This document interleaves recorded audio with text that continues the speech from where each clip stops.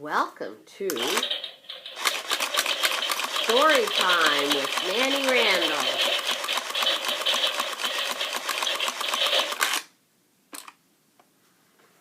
We're going to tell a story today, one of my favorite stories. The first time I told the story, I told it to my grandson, Christopher, and he liked it, and I had to tell it over and over, so hopefully we'll get it all straight today. Story Time with Nanny Randall. This is a story about the Everglades in Florida, and there's all kinds of creatures that live in the Everglades. And one of the many creatures that lives there are alligators. There's lots and lots of alligators in the Everglades. And at one time, there was a lot of people living along the bayou. And every once in a while, they'd notice some things would go missing. It wasn't bad to start with, because sometimes they'd notice that there were some crabs in the water that would go missing, and that wasn't too bad. They weren't too worried. But then it got to be, well, sometimes they'd see even turtles get all chomped up and spit out. Well, they didn't like that too much, but no one really thought so much about it. Once in a while, someone would say, well, maybe the alligator's doing it, but no one really thought that would happen. But then one day, they noticed that, some of the frogs were getting eaten, and they like frogs. They catch them themselves and cook them, so they didn't want the alligator to eat them too. And then really bad things started to happen. One of the farmers lost pigs, and pigs cost a lot of money to grow because they start out little and they grow big. And so they were starting to really wonder, oh, it must be the alligators. But they only had little alligators, and they didn't think they were capable of eating all these things. But one day, the farmer was out in his field, and he saw tracks. And he said, that's got to be the biggest alligator ever. And they decided they would get a boat together, and they'd go hunt for this alligator. But he was pretty big. So they started out, and they'd see little alligators, and they really didn't want to, they didn't want to hurt the alligator. They just wanted to get rid of him so he wouldn't eat all their crops and their animals, and maybe their puppies, even their children.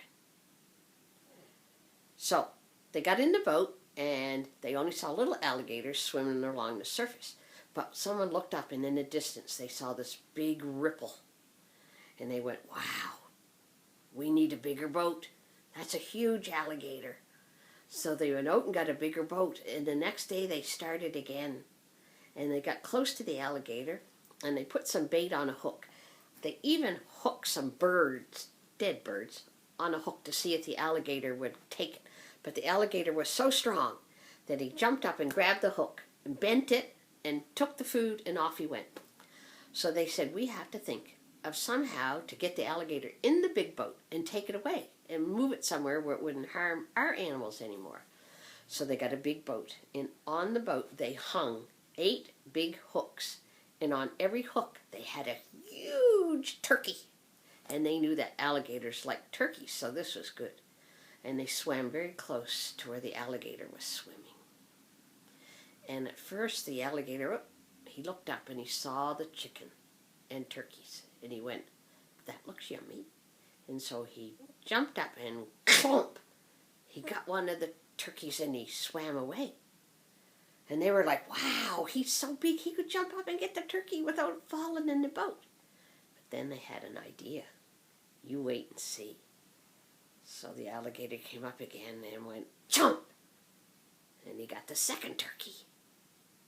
And he was eating and swimming, but they noticed that he was swimming a little slower.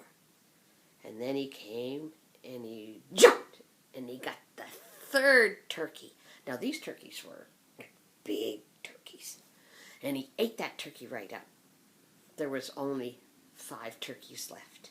So they kept driving the boat by the alligator. He'd swim by, but he seemed to be getting a little slower again. So then he was ready to jump back. Get that turkey again. So now he's eaten 4 turkeys, and there's 4 turkeys left. But they noticed that he's slowing down. And one of the people on the boat said, I think that alligator's getting a full tummy, and he can't swim, and he can't jump as good as he was. So they let him come closer, and this time he went, oh, and got the turkey and fell down. So there was just 3 turkeys left, so they made a plan. They knew the next time he jumped up, he was going to be even slower. So they thought when he jumps up, they're going to pull him into the boat. So the alligator grabbed the turkey, and on the way down, they tried to pull him into the boat. But they didn't quite make it. But they knew that he was getting so fat that he could hardly move. So the 2 turkeys left. So the alligator came, and he was peeking over the boat thinking, I'm kind of full, but that turkey sure looks good. So up he came, and he grabbed the turkey, and the men put the alligator in the boat. And he was so stuffed and full that he just laid right there.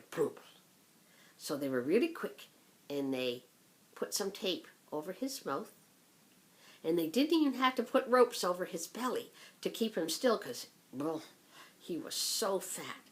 So what they did is they drove the alligator and the boat way, way, way down, and drove him off to a whole other section of the bayou.